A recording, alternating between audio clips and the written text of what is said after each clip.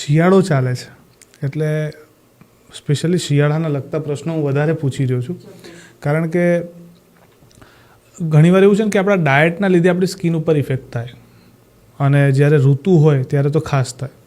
તો અત્યારે કેવા પ્રકારના ફળો અને શાકભાજી ખાવા જોઈએ ફોર ગુડ સ્કિન અને હેર? સિઝનલ જે બી ઉપલબ્ધ હોય એ આપણી બોડી માટે ઓવરઓલ સારું જ હોય છે. એટલે આ સિઝનમાં જે મળે છે, જેમ કે ઓરેન્જીસ છે, વિટામિન સી રીચ ડાયટ છે, તમારા ઓરેન્જીસ, આમળા, એ બધું સારું પડે. પછી આયરન રીચ ડાયટ તમે ખાઈ શકો. ડ્રાય ફ્રૂટ્સથી એન્ટીઓક્સિડન્ટ સારા મળે, એ તમે આ ઋતુમાં સરસ ખાઈ શકો.